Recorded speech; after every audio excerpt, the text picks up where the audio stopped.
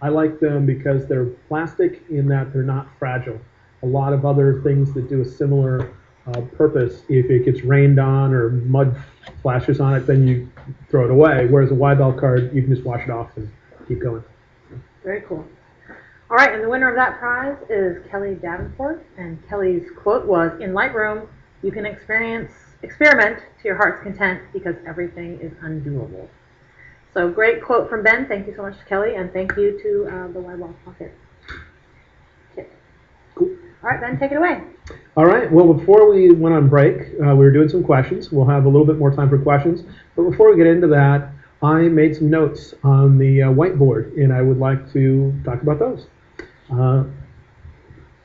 First off, some people mentioned that they might be working with earlier versions of Lightroom. And if that's the case, then the adjustment sliders that are available are different. And so I wrote down what I consider to be the equivalents. These are not direct replacements, meaning that Adobe didn't just rename these. They completely re-engineered them, so they don't really do the same things.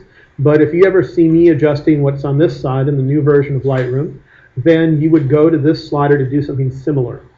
The results won't look identical, but you'll do something similar. So in Lightroom 3 and earlier, the exposure slider I think of as working on the brightest part of the image. That's what it affects the most. If you move it, you see the right side of the histogram moving, and that would be the whites in Lightroom 4. It's not exactly the same though, but that would be what I'd need to work with to get the brightest area of the image to change. Recovery is similar to highlights. Fill light is similar to shadows. Blacks is the same. And I think of actually brightness in the old version of Lightroom to be more like exposure. It's an overall brightness adjustment. And contrast is the same.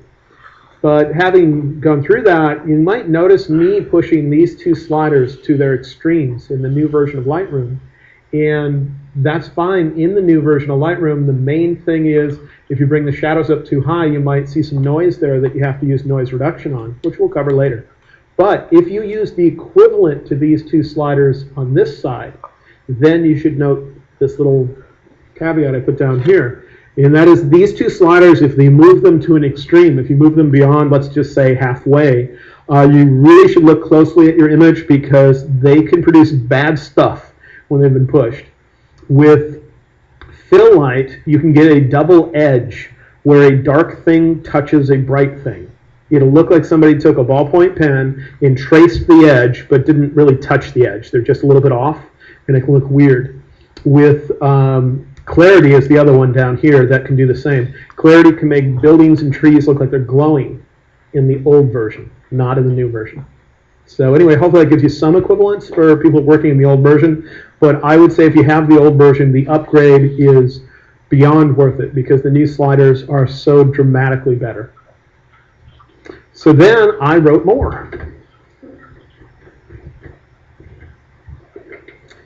And this is just a little bit of an overview of some of the things we covered in the last session. This will be in a lot more depth in the PDF handbook-like thing you get if you purchase the course. For instance, the thing that covers the course will have multiple paragraphs talking about like if it's overexposed, do this, and it'll mention the exact sliders I head to. If it's underexposed, too much contrast, not enough contrast, and then it'll describe each slider. And anyways, a bunch of depth, multiple pages long. I don't remember how many pages. I'm just guessing off the top of my head. 5 or 6 pages describing the adjustment sliders, whereas here you have just a diagram.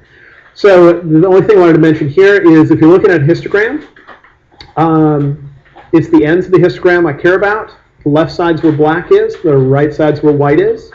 And what I'm looking for is a gap or spike. A gap means you have no black or white, depending on which side of the histogram it's on. Whereas a spike means you have lots of black or white. Right? Then, as far as adjusting your image, you'd grab the black slider to affect that gap or spike on the left side. The white slider if it's a gap or spike on the right side. I mainly adjust those after I think I have the image looking good. It's like at the end of the process. Down here, contrast affects the width of the histogram. It will expand it or contract it. Exposure controls the position of the histogram.